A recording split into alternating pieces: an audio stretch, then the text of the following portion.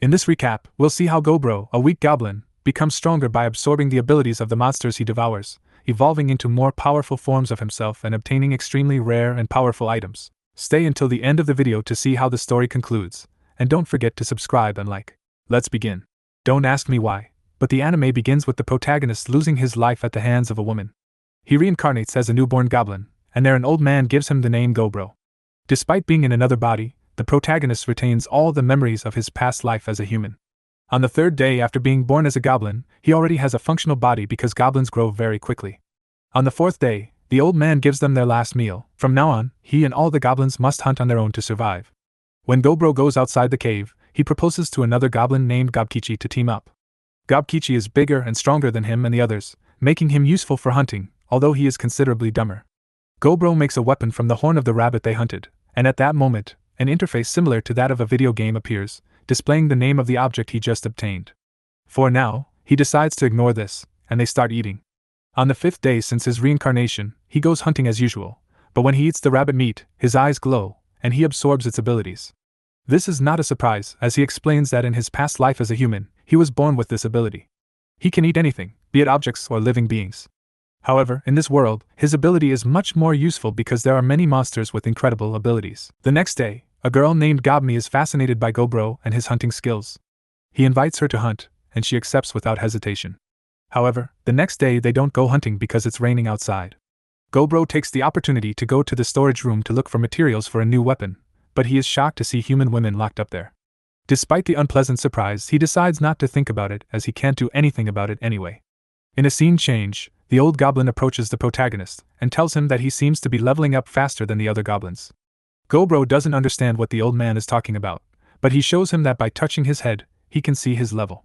Gobro is level 86, and the old man adds that if he reaches level 100, he will evolve into a more advanced life form. The next day, they finally go hunting. This time, the target is a three-headed venomous snake, which grants the protagonist several abilities when he eats it, including venom and poison resistance. 3 days later, the group decides to explore a cave infested with bats. There are too many of them, but with one of the snake's abilities, he paralyzes them all and eats them, gaining new abilities. The group's success in getting so much food arouses the envy of other hungry goblins. They try to attack Gobro while he sleeps but only end up getting beaten up. Gobmi even tries to strangle one of them to the point that Gobro has to stop her. On the 13th day, they try to hunt a bigger enemy. Gobmi throws a stone at the orc's head and then at his fingers so he can hold his weapon, allowing Gobkichi to approach and hit the orc's knees, making him fall. Now, Gobro only needs to finish him off and eat him to gain more abilities. Since they have leftover food, Gobro decides that the best thing is to take what they won't eat to the cave to feed the goblins who aren't as skilled at hunting. They look quite hungry, to be honest. While Gobro tries to sleep, his interface activates, and without knowing exactly what he's doing due to sleepiness, he agrees to everything without knowing he was activating his evolution. When he wakes up, he realizes that his appearance is different, and looks more like his human form from his past life. Gobkichi also evolved, and both are taller and stronger. The old man can hardly believe that both managed to do it in just 2 weeks. To test their new strength, Gobro and Gobkichi decide to fight each other. Both manage to hit the other but not without taking hits themselves. Gobro wins with a powerful low kick that leaves Gobkichi on the ground, telling him that despite winning the fight, he can't beat him in physical strength. A moment later, they hear some howls in the distance, and Gobro tells Gobmi to get the crossbow they made the other day. By the way, Gobmi was spying on them. They all head to where the wolves are, and taking advantage of a poor orc being trapped by them, Gobmi shoots an arrow at the herd leader. This makes the wolves scared and unable to organize to fight as a team, making it much easier to defeat them. Eating the leader grants Gobro the ability of military leadership. Upon returning to the cave, Gobro gives the other goblins wolf meat but warns them that from now on, they will have to hunt on their own.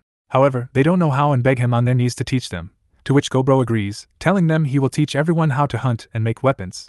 He also adds that they shouldn't be on their knees before him as they are comrades. Gobro doesn't know if this is due to the military leadership ability obtained from eating the wolf or something else, but he knows this is the right path to take in this world. And so, the first episode ends. The second episode begins when Gobro discovers that the human women poisoned themselves. He and Gobiji decide to cremate them, silently honoring their departure. The episode continues several days later. Gobro is now the leader of his generation and is responsible for training the other goblins. He mentions that whenever he can, he devours new enemies and continues to accumulate new abilities. In the distance, other goblins are seen approaching. Gobro believes there will be a fight, but Gobiji stops him, saying that they are the goblins from the previous generation, that is, their parents. They bring various resources to the village as well as human women. Gobro does not like the treatment the women receive and asks the leader of the previous generation to be in charge of them, but he refuses, telling him that he is just a newborn. This causes goblins from both generations to intend to fight. Two girls arrive to prevent the conflict, and to avoid a large-scale fight, they propose that the leaders of both generations face off, and the winner becomes the absolute leader of the village. Both agree, but the fight ends quickly as Gobro uses webs to easily immobilize his opponent, arguing that it is not cheating since they are part of his body. This victory makes him the village leader. By the way, he gained the web ability by eating a spider. Later, Gobro goes to talk to the girls, telling them that he will not harm them and will provide them with clothes, food, and shelter. Not only that, but the other goblins are forbidden to approach them, and he also promises that he will let them return to the humans. Everything seems too good, and the red-haired girl asks what they have to do in return. He asks them for something very simple. He only wants information about the humans. Unlike goblins, humans cannot evolve, but they can perfect a profession. The brown-haired girl is a blacksmith, the sisters are cooks and tailors, the girl with glasses is an alchemist, and the redhead is a novice warrior. Besides this, there is no other relevant information. A few days later, the goblins from the previous generation decide to go to the girls for you-know-what, but Gobro stops them, giving them a beating and leaving them tied up with webs. He then approaches the girls to apologize, and the red-haired girl starts crying, as who knows what could have happened to them if it weren't for Gobro. As punishment, Gobro gathers the entire village and literally makes them watch as he uses those who break the rules as punching bags, asking if the village rules are now clearer for everyone. Hobkin, the leader of the previous generation, died the next morning, while the others were left severely injured. The next day, Gobro and his team go hunting. The three of them manage to defeat a tricorn with scales so hard that arrows break upon impact. For Gobro, the stronger the opponent, the greater the reward in absorbing their abilities. In this case, the tricorn grants so many abilities that I can't mention them all, but the best one is a skill that makes a single sword thrust turn into a triple thrust. That same night, the red-haired girl is still scared from what happened the previous night and goes to sleep with Gobro. Despite this, her name is not even mentioned in the anime. I'll have to keep calling her the redhead. Exactly 33 days have passed since Gobro reincarnated. Gobu, despite not fighting and only carrying luggage, also evolves, now becoming a hobgoblin. That same day, Gobro goes into the forest to try out a spell called Spear of the End, which is powerful enough to destroy the tricorn in a single blow. Again, it is not mentioned how Gobro learned this spell. I feel like this anime omits too many things. A memory comes to Gobro's mind. The village elder warns them that under no circumstances should they go to the northern part of the forest, where a huge red bear resides. Obviously, Gobro decides to go directly to meet the beast, intending to devour it and gain its abilities. His first attack is the Spear of the End spell, but the red bear sacrifices its arm to block the spell. Not even a strong axe blow to the head manages to bring it down. The bear's skin and bones are extremely tough. The webs seem to work, but only hold the red bear's strength for a few seconds. As if that wasn't enough, it can also use fire breath. Gobro manages to withstand the fire but not without getting burned and needs to hide behind a tree to heal. He could take the opportunity to escape, but decides to keep trying, this time protecting himself from the fire with a water barrier. This allows him to get close enough to stab his sword into the bear's mouth, but when he thinks he's won, the bear hits him with all its strength, leaving Gobro badly injured. But he gets up with the motivation of the great power he will gain by devouring it. His attempt to attack ends up costing him an arm, and the bear's claws get lodged in his abdomen. Gobro is on the brink of death, using the little energy he has left to eat a piece of the bear's flesh before collapsing unconscious. The third episode begins with Gobro returning to the village. His body not only acquired the abilities of the red bear, but he also evolved. He was a hobgoblin before, but now he is an ogre. Gobro informs everyone of what happened, surprising the entire village. The girls do not recognize him, but once they realize it's Gobro, they are fascinated by his new appearance. For some reason, Gobmi and the redhead can't stop pinching his legs, and Gobro's personality seems very different now, as he flirts with all the girls. His appearance and personality are not the only things that changed. Due to his strength, he is no longer able to engage in practice fights. Normal goblins almost die from a single blow, and Gobkichi is no longer a match for him. Being surpassed causes Gobkichi much frustration, so he decides to go hunting. It is now the 37th day since Gobro reincarnated. Gobu appears out of nowhere, shouting and asking for help for something she has in her hand. I have no idea what it is, but after healing it, she thanks them and introduces herself as Litana. She tells them she was attacked by humans who tried to steal the gem from her head. A legendary wizard named Velvet created her and appointed her as the guardian of his secret storage. She needs help to protect this storage full of legendary items from the humans. The wizard Velvet hated humans, so she thinks the treasures are better off with the goblins. Gobro agrees to go to the storage. The redhead looks scared because goblins and humans will face each other, but he reassures her, saying he has no intention of killing them and will only use violence if the humans attack first. Upon arriving at the storage, one of the humans tries to attack while invisible. He then warns them that if they leave now, he will spare their lives, but none of the humans listen and they all decide to attack. A wizard casts a lightning spell at his face, thinking he managed to decapitate him, but it doesn't hurt him. In fact, it enrages Goblin. After beating them up, he spared their lives. Just kidding, he ate them all and acquired their professions such as assassin, superior mage, and priest, along with the abilities of each profession. The human adventurers brought an inventory and other high-level items with them. Goblin eats the inventory to use it as a skill. When they enter the storage, Litana thanks them again and says that her master would surely be very happy, although we don't know for sure because he's dead. Litana has fulfilled her life cycle and says goodbye to everyone in peace, leaving only the gem, which Goblin eats. They store all of Velvet's items in the inventory, and before leaving, Goblin incinerates the body out of respect. However, he discovers that Velvet's body had a glove. Goblin tries this glove as a prosthesis for his missing arm, and several cables pierce through his body, allowing him to control it as if it were his own arm. Goblin returns to the village and distributes Velvet's storage items among the 10 strongest hobgoblins, while keeping 3 legendary items for himself. I won't explain them because not even the anime does, as usual, but hey, the red spear looks cool, right? The legendary items are the second most powerful category, powerful enough to mobilize a country, only surpassed by phantasm category items. In the following days, Goblin goes hunting to increase his power. He eats a golden spider, which gives him the ability to create golden threads. Later, he heads to a tree where a species called Dryad lives. These creatures seduce men to nourish themselves, somewhat like a succubus. From this point, the episode gets a bit intense, and I doubt YouTube would allow these scenes, but yes, exactly what you're thinking happens. The point is that upon returning to the village, all the women seem upset with Goblin.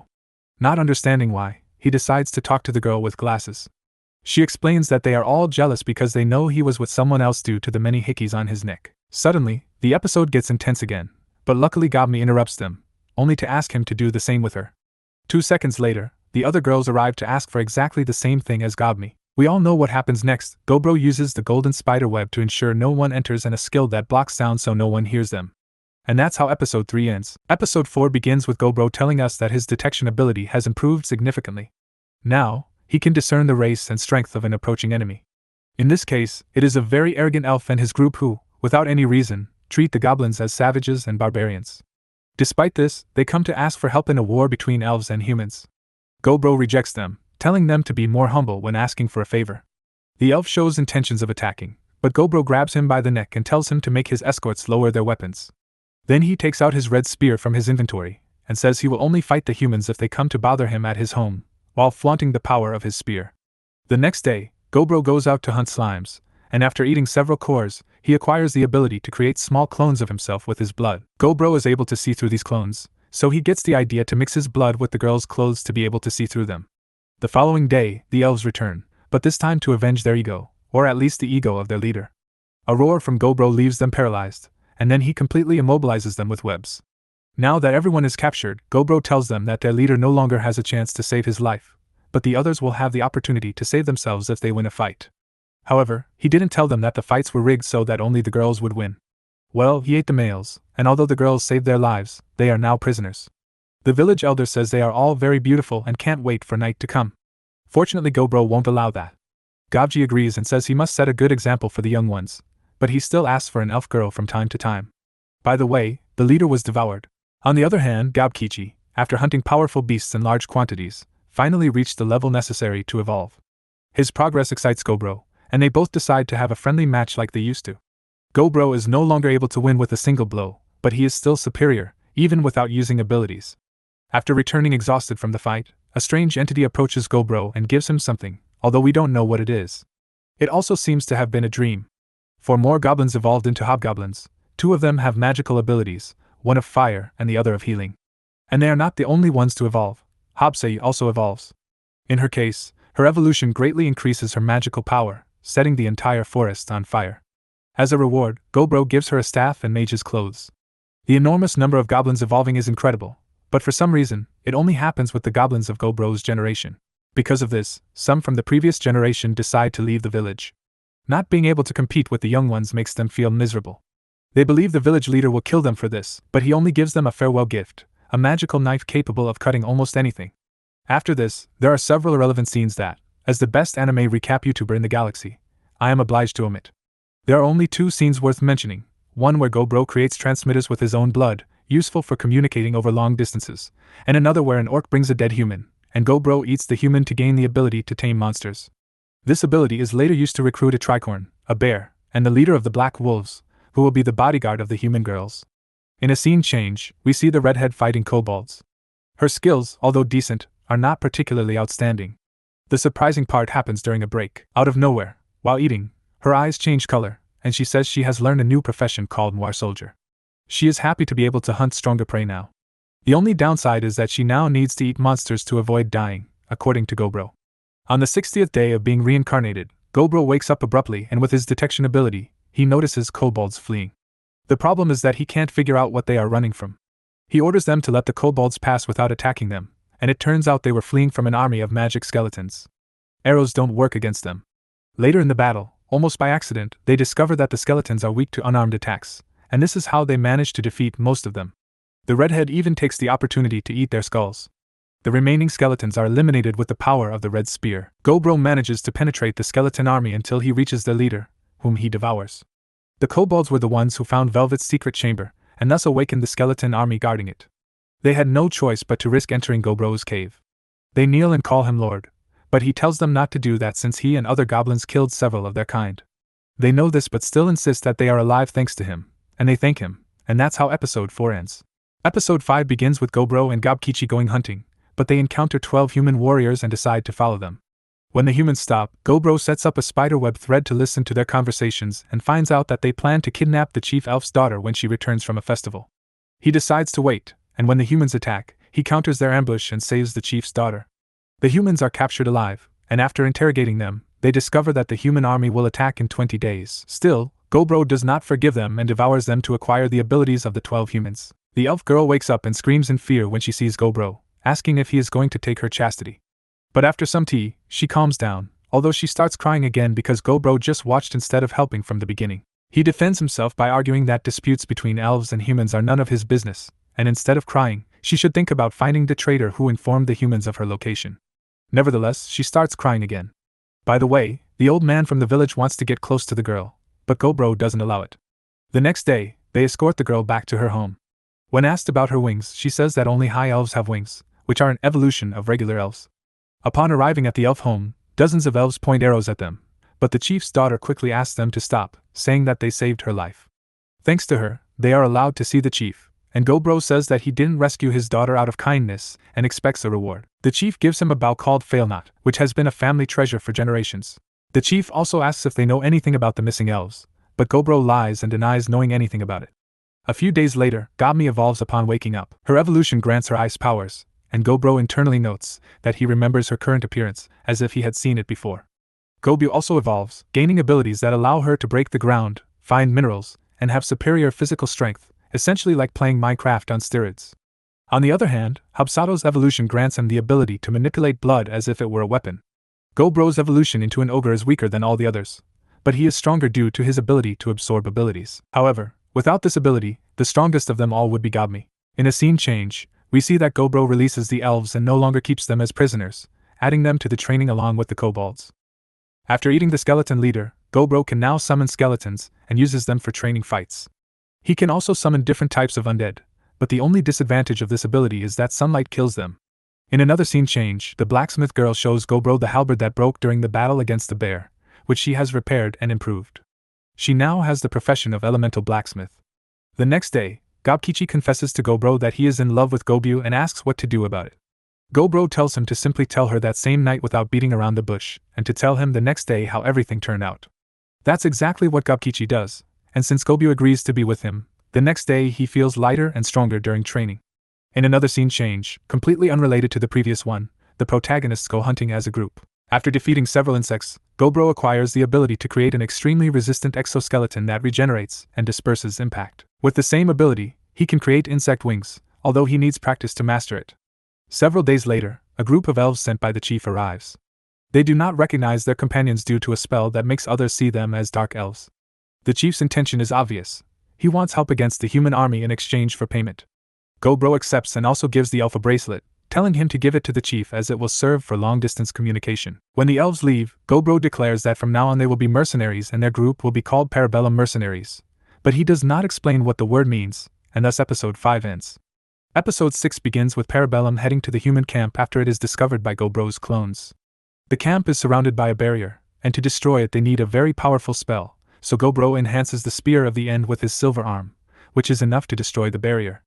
Gobu surrounds the human camp with high earth walls, Habsei casts fire magic, and Gobmi casts ice magic while Gobro makes it rain spears and summons skeletons.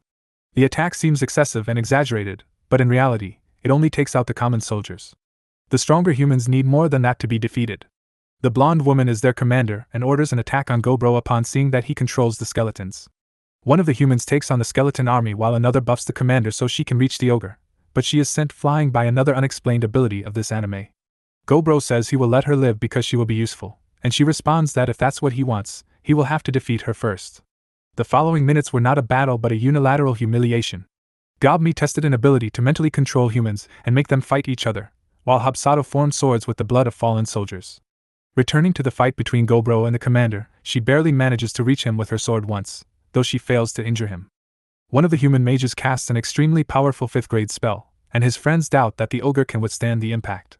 The commander is willing to sacrifice herself, but Gobro saves her by letting the spell hit his back, or rather, the 4 magical shields behind his back. But it would have been more epic the other way around. Upon returning from the battle, Gobro and his group celebrate with the elf chief. He gives the captured human women an aphrodisiac potion, and although the commander says she can't do that before getting married, it ends up happening anyway. The scene is not shown in the anime. After all this, he places transmitters on them for long-distance communication, which are also enchanted so they can't lie and can gather information. In summary, these are the routes the humans will use to invade. On one of these routes, Gobro prepares an ambush, blocking the paths with trees and throwing heavy stone spheres to take out the weaker ones. Of the army of 500 soldiers, only 300 remain, and after a few more seconds, only 100 are left. These group together in a circle, protecting themselves with stones, causing the battle to reach a stalemate. So, they send Gobkichi to capture the leader alive. Although much weaker than an ogre, the human leader manages to defend himself for a while but ends up being captured. The next day, the soldiers complain about the humiliation of being captured alive, but their leader tells them to stop complaining since at least they are given food. Then, Gobro takes him out of the cell and asks why the humans are attacking the elves. In summary, a human princess fell ill, and the king ordered them to find the cure, which the elves possess. Later, Gobro organizes a training session where the most powerful give orders to their troops and compete to see who is the best general. Gobmi and Habsei are the best, while Gobkichi and Habsato are more muscle than brain. Tired of fighting skeletons, the captured human challenges Gobro. Gobro likes the challenge and protects him with a protective spell to avoid accidentally killing him. Obviously, he is defeated, but even after being healed, he has enough energy to fight Gobkichi, impressing everyone with his skill and tenacity. Later, during mealtime, he tells him that he comes from a place with many semi-humans, so he understands goblins better than nobles and praises how Gobro managed to get such different beings to live together. After these words, he says he wants to stop being an imperial soldier and fight for him, to which Gobro agrees, freeing him instantly and even naming him the Redhead's teacher. Now that he knows the reason for the war, he asks the elf chief about the cure the humans are seeking. The chief says it's the same remedy he gave him. By elven law, they are prohibited from giving it to humans, but there is no problem giving it as a reward to Gobro since he rescued his daughter. He decides to drink the remedy and acquires a new ability. After putting a drop of his blood in a human's mouth, the human heals quickly. Because of this, Gobro believes he has strengthened to an unimaginable level, thus ending episode 6. Episode 7 begins with another battle against the humans. Gobro defeats the leader by impaling him with his spear, which simultaneously invokes magical spears from the ground that finish off the remaining soldiers. Days later, Gobro arrives with the Redhead and the commander at the place where the elves live, attracting everyone's attention because they are human. The elf chief says he wants to end the war abruptly and will send his elite forces, discussing strategic details with Gobro. On their way back home, the blonde tells him that she swore loyalty to him, but still wants to fulfill her role as a noble. She asks Gobro for the elven medicine to cure the princess. He responds that he needs to think about it, and she thanks him. Returning to the matter of ending the war, the plan is to invade a camp of 2,000 soldiers before dawn, but they only have 650 troops. Additionally, his clones overheard concerning information. The humans have a hero. The humans under Gobro's command explain that heroes have very powerful divine blessings. They are strong on their own but can also enhance their allies. The attack plan starts with an army of skeletons, protected by Gobro's blood clones to prevent them from dying at dawn. As the battle continues, the hero finally arrives, complaining childishly that his vacation is being interrupted by the war. After Gobro finishes off the common soldiers, the hero approaches and challenges him. He is the hero of plagues, his ability allowing him to parasitize corpses to control and enhance them. The parasites quickly grow into insects, replacing the bodies of the human soldiers. These humanoid insects are strong enough to injure an ogre and are directly controlled by the hero, giving them precise and efficient movements. He also creates a giant centipede capable of immobilizing Gobro against a rock, and its pincer's bite causes severe wounds. According to the hero, the centipede is also poisonous. For the first time, we see Gobro defeated. The centipede leaves, and when the hero lets his guard down, he realizes Gobro has disappeared. Gobro is on his back about to attack, but his attacks are dodged. The hero asks how he survived but gets no response. The hero begins to introduce himself and boast that he is the 7th strongest in his nation, but Gobro shoots lightning from his spear, interrupting his annoying speech and managing to get close enough to strike him on the head with an axe. However, this attack is stopped by insects emerging from his body, which then absorb the insects on the ground, gaining their abilities and creating an insect armor. Gobro uses his insect armor and wings to rival his enemy, now mastering his wings much better than before, well enough to hit the hero. To escape, the hero sheds his armor and runs while his armor moves independently to help him escape, which unfortunately works. But at least we have this sweet scene when Goblin goes worriedly to check on Gobro. Look how cute he is when he takes her hand. Meanwhile, a stealthy blood clone of Gobro approaches the supreme commander of the army, and tells him to listen without moving and discreetly check under his clothes. Doing so, he finds the elven medicine, and the clone of Gobro tells him to take it to the princess. The clone leaves, and the supreme commander is in shock, ordering a messenger to be quickly sent to the kingdom to say they have the medicine. Later, we see the reason for all this. Gobro reflects on his village and the elf chief's village, thinking about everything they have and how they can't afford to lose anyone. When encountering some humans, he tells them that the war is over and he won't shed more blood in vain. After this, he goes to bid farewell to all the fallen from his village, including goblins, kobolds, and elves, totaling 30 in all. He and his group show respect to the fallen, wishing them to rest in peace, regardless of their race or origin, as they are all part of the village, thus ending episode 7. Chapter 8 begins with Gobro waking up next to a woman with a disturbed expression who says she likes seeing him so defenseless while sleeping. The scene changes drastically, and we see that the goblin cleric has evolved. According to Gobro, he is now a holy semi-lord who can not only heal but also generate shields. Additionally, there is another goblin who has never appeared in the anime before. Her body's eyes allow her to gather information. There are also 7 hobgoblins who are now ogres, and several kobolds have evolved, though the kobold leader looks ridiculous. Gobro must decide what to do with the prisoners previously held by the humans. He tells them they are now free, but if they have no home to return to, they can undergo a trial period. If they pass, they can stay permanently. Some ex-slave goblins complain about having to undergo a trial period, believing their evolution is superior. They challenge Goblin, thinking she is the leader due to her powerful evolution. But when they see Gobro as the leader, one of them remarks that if the leader is a lesser evolved ogre, then they are a weak group of mercenaries. Gobro tells them to attack him 2 at a time. Their abilities look impressive, but Gobro only needs a simple punch to send them flying. However, a being with a different evolution, resembling an ape though unidentifiable, manages to land a good punch on Gobro, but he too is easily defeated. Gobro, in protagonist mode, claims he let himself be hit because it was a good surprise attack. Only a damper remains, with the same evolution as Goblin, who tries to woo her by saying Gobro is just a filthy ogre, and he should be her husband instead.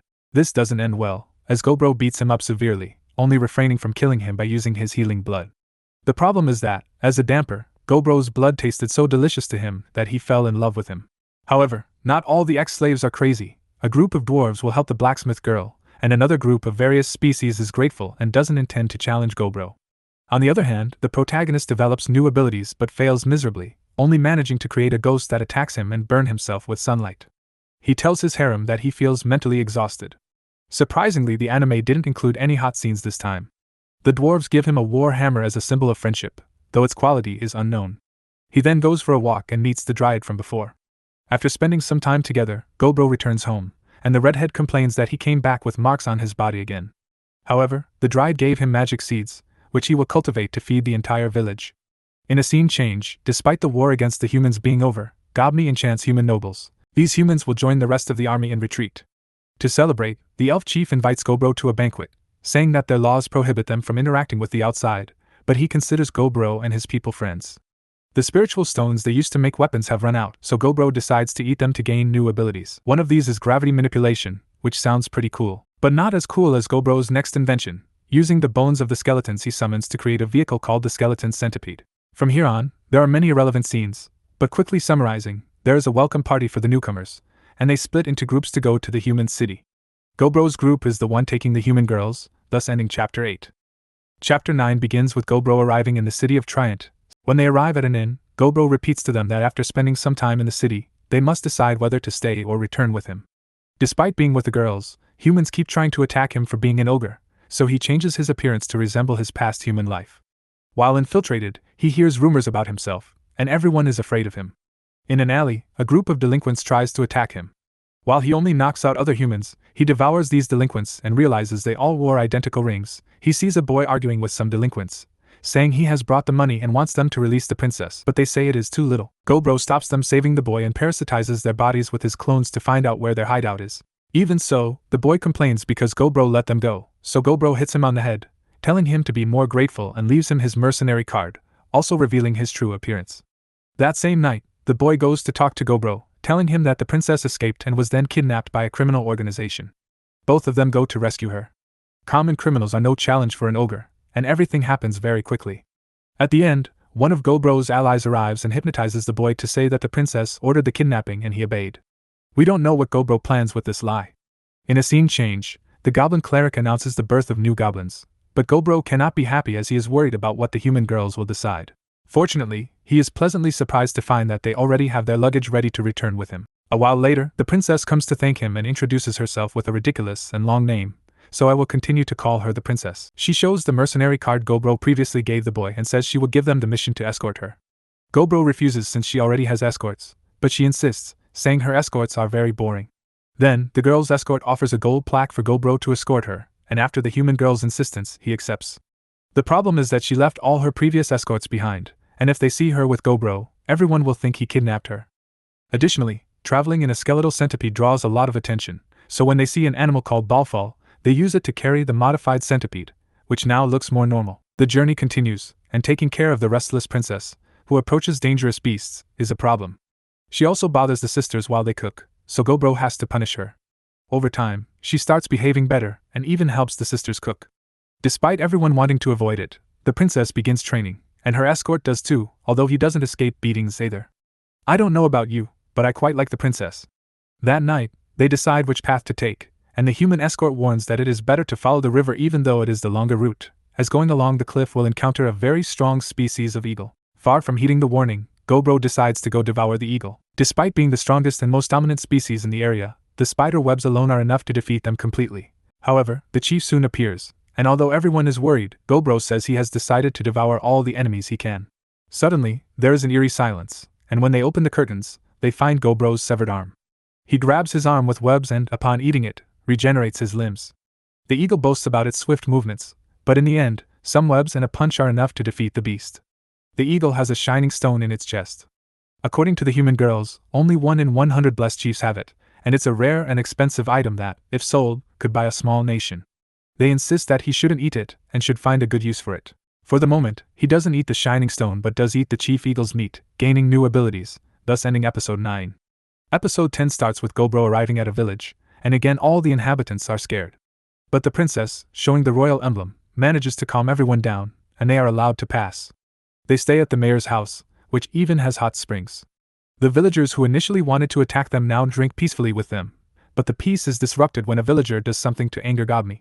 To avoid a confrontation, Gobro organizes a drinking contest, where the winner gets 4 silver plaques. The sisters are tired from cooking for everyone the previous night, so Gobro will prepare dinner so they can rest. The next day, he realizes the reason for their fatigue was something else.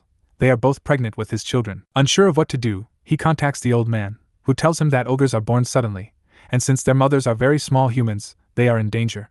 The little ogres could devour their wombs from the inside, and needing so many nutrients, the girl's arms become much thinner. In a desperate measure, Gobro tears off his own arm to feed them, but since they refuse to eat it, he chews it first, and then feeds it to them. This is one of the strangest scenes I've ever seen, but thanks to this, they survive. When they reach a cave, they prepare for the birth. The scene isn't shown, but the babies are too large to be born naturally, and Gobro uses a scalpel for a cesarean section. The elder sister had a girl, and the younger had a boy. Gobro says he healed their abdominal wounds with magic, and overall, they are healthy. However, according to the village elder, there's a problem. Ogres have 2 horns, and since their children only have 1, it means they are half human, half ogre. This gives them the power of both species, causing society to see them as monsters. Nevertheless, Gobro declares that he will never abandon his children and will raise them with love. The girl's name is Oro, meaning gold in Italian, and the boy is Argento, meaning silver in Italian. Gobro goes out hunting and encounters a majestic beast, a white deer. He estimates he has only a 30% chance of surviving if he fights it. Although the deer is stronger, it seems peaceful and doesn't attack. In fact, it sheds its antlers as if giving him a gift before escaping.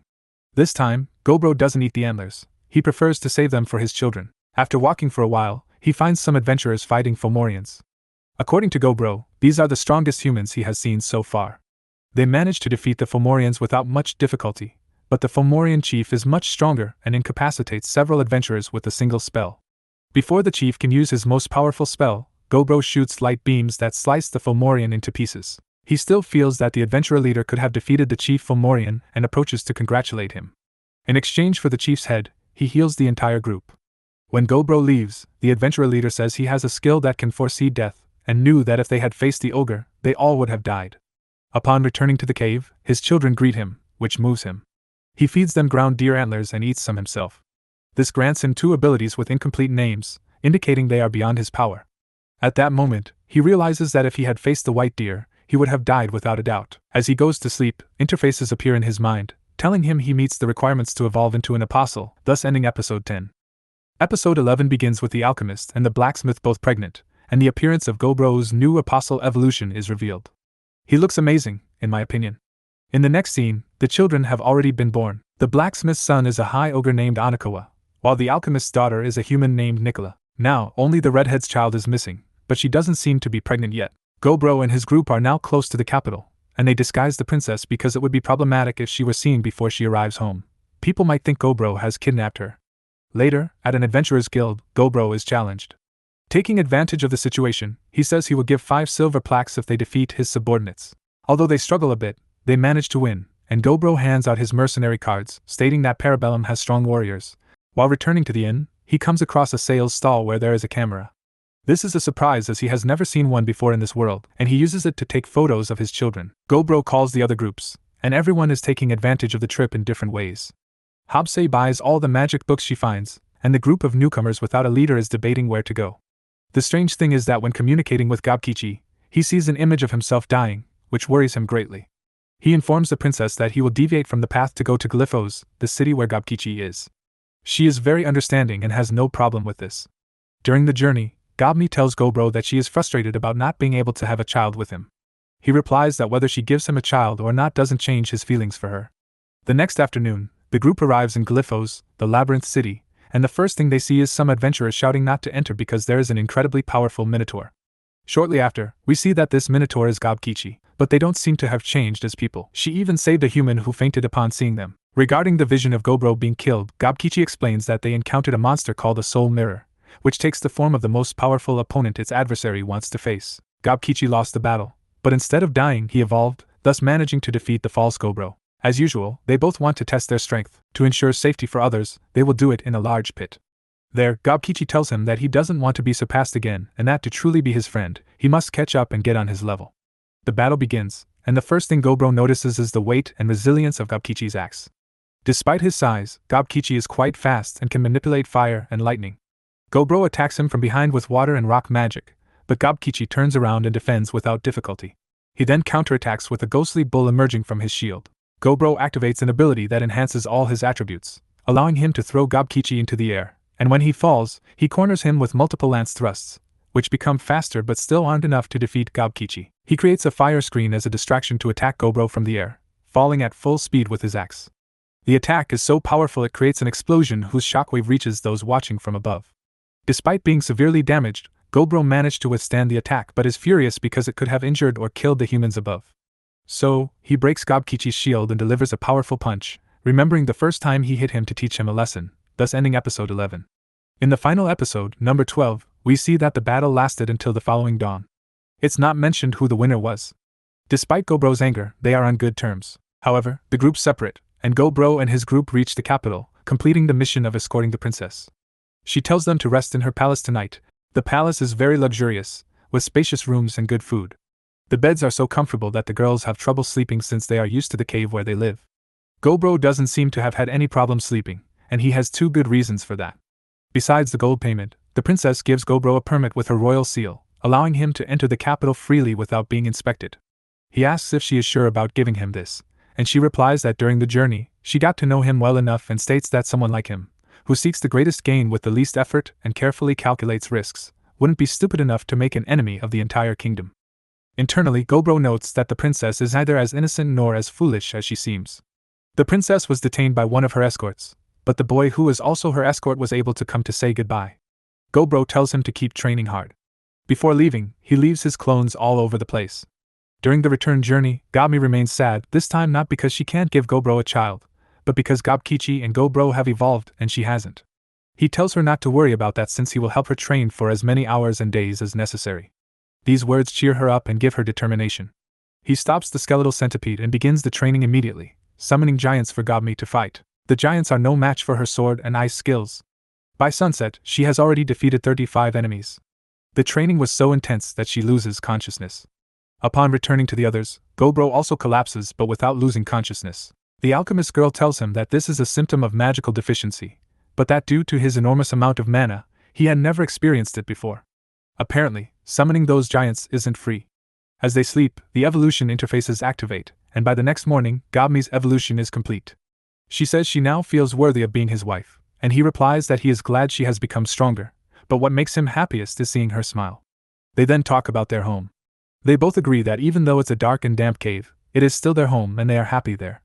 But upon arriving at home, the other groups who arrived earlier surprise them by revealing that they have completely reformed the cave. In addition to the cave, they expanded the crops, which are now tended by the dryad who has moved in with them. Back to the home matter, there are new residents. They are terrible at fighting but adorable. Suddenly, the goblin cleric arrives and tells them that Gobiji was hospitalized and doesn't have much time left. Seeing him in this state, knowing these might be his last moments, Gobro decides to introduce him to his children, bringing a smile to Gobiji's face. He also says he is happy to see Gobro become a Lord Apostle, a powerful evolution before his end. After these words, the goblin cleric checks his pulse and confirms his death, although it seems another part of him still has some life left. Later, at Gobiji's funeral, Gobro reflects on how Gobiji was so old at only 20 years. Goblins have very short lives and age quickly, but despite this, Gobro says he will live his second life to the fullest with his companions. To bid farewell to Gobiji as he deserves, he will create a martial arts tournament among his companions.